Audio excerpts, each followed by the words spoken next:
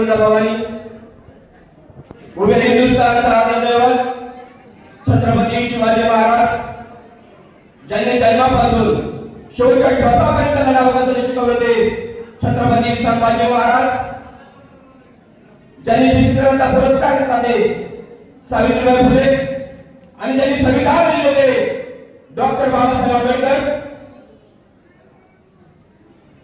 आज काय झालं, घरापुरता सडा गेला आणि घरापुढे राहणार आला, घरापुरची तुळशी गेली आणि घरातील लोक आळशी झाली, घरापुरची रांगोळी गेली आणि घरातील लोक रंगहीन झाली। महाराज महाराज अजून जर तुम्ही काय औषध झालं असतं तर इंग्रजी सुद्धा कपाळी भगवत लावला असता, भगवत लावला असता।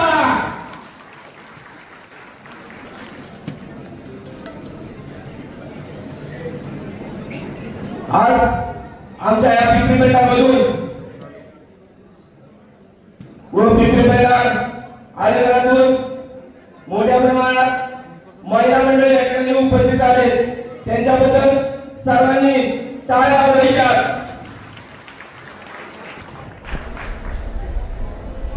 पिंपरी पेंढार या ठिकाणी दादांनी धरणे आंदोलन केलं होतं, त्या ठिकाणी ज्या ठिकाणी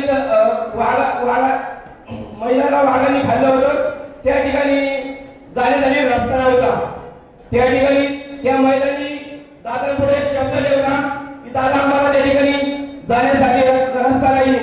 दादांनी दिवस सुजायच्या आतमध्ये त्या ठिकाणी रस्ता उपलब्ध, सकाळपर्यंत रस्ता उपलब्ध करून दिलाय, हे मला सांगायचंय।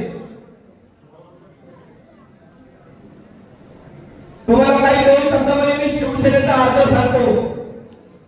शिवसेना म्हणजे श म्हणजे शिवाचं रक्षण करणारी, व म्हणजे वैतासाठी जपणारी, स म्हणजे सेवेसाठी तत्पर असणारी, आणि म म्हणजे नामांतरच्या ठिकाणी थारणारी अशी शिवसेना आहे, हे तुम्हाला मला सांगायचंय।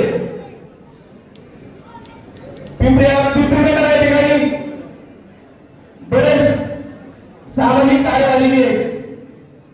दादांच्या मार्फत फेवर झाले, शेरवानी झालेली आहे।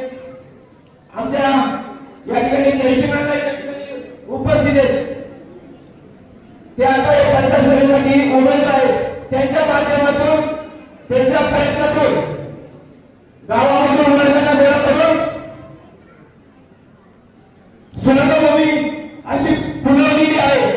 जसा बगीचा असतो तशी स्वर्गभूमी अशी फुलवलेली दिसते। आम्ही थोडं सांगतो, आम्ही थोडेसे लहान होतो, आम्ही इलेक्शन म्हटलं की अख्ख्या शहराला धनुष्यबाण लावून फिरायचो आणि गावामध्ये शिवसेनेचा झेंडा जर असेल तर फक्त त्याच्या 3 ते 4 घरावरती झेंडा असायचा। आता संकल्प हाती घेऊन आम्ही संकल्प हाती घेतला आणि गावात सर्व ध्वज उभारण्याचं काम हाती घेतलं। या ठिकाणी सर्वात मोठा पुढाकार घेतला असेल तर या जयशिंगांना पटेलनी घेतलेला आहे, हे तुम्हाला मला सांगायचंय। आधीच काय बोलत नाही, जो उमेदवार दादा देते त्या उमेदवाराच्या पाठीमध्ये हे सर्व